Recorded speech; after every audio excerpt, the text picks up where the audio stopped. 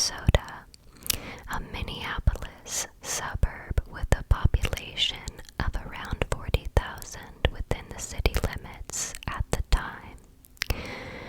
15-year-old Mary Raker and her 12-year-old sister, Suzanne Reker, leave their home in the St. John Candias neighborhood around 11:15 a.m. after begging their mother Rita Raker to allow them to walk to a local discount store called Sayers to purchase some school supplies about a mile away. They had all gathered for a family reunion the day before and were busy around the house. Their father Fred was painting the house and Rita was hanging laundry to dry. But Rita agreed that they could go with the understanding that they would be home before dinner around 5 p.m. Mary had started an all-girls school the week prior at St. Francis High School in Little Falls. She intended to meet with some friends after going to the store and would get a ride home from them. Mary was 5'3" and 115 pounds. She had brown hair and greenish eyes. This day she was wearing gray wire-rimmed glasses, a green army fatigue shirt with Raker stitched on the left pocket, a short-sleeved white sweater, blue jeans, and brown Oxford shoes. Suzanne was 4'11" and 100 pounds. She had long, dark brown hair and brown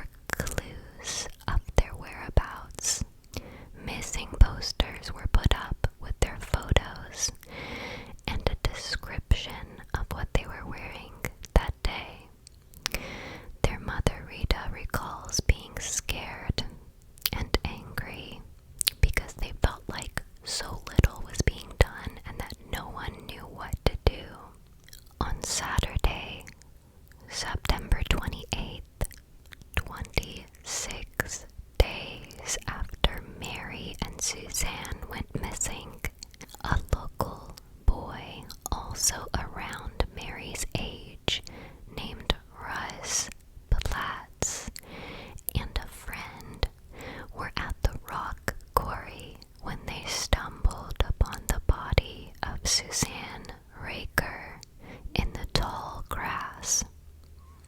Her jacket and glasses were a few feet away. She had been stabbed 13 times.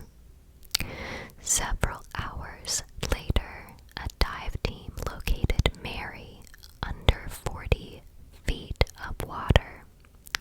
She had been stabbed 6 times. It appeared someone had attempted to throw her clothes in the water because they were strewn on the cliff. The shirt with her name stitched on it was missing. Her bra had been cut in 4 places.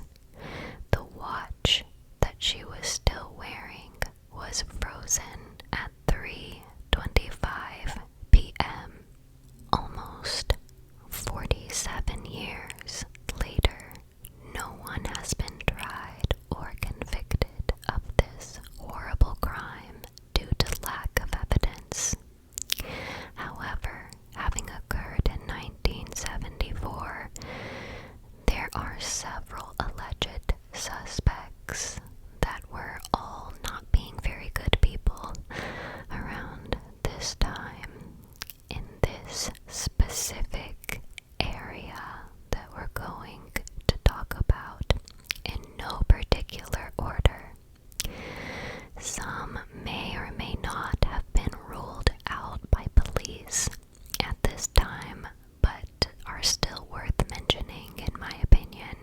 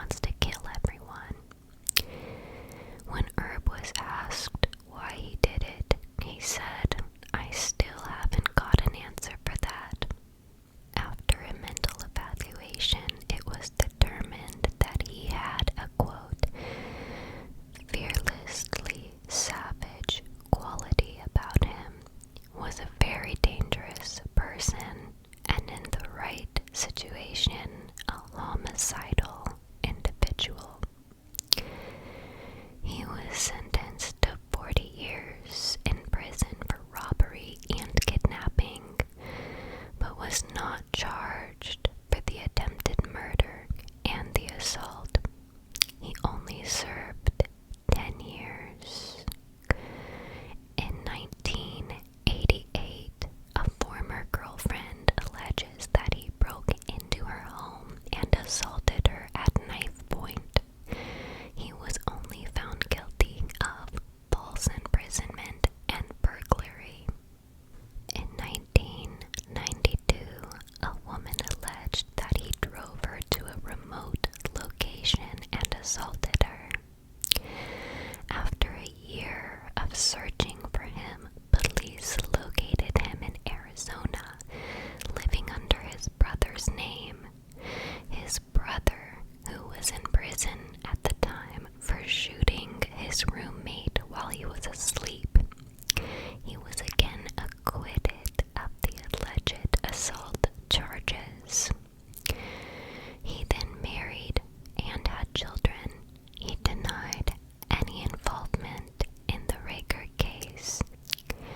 When one reporter from Fox 9 attempted to speak with him, he said, quote, "Let me tell you something. Don't bother me any beeping more."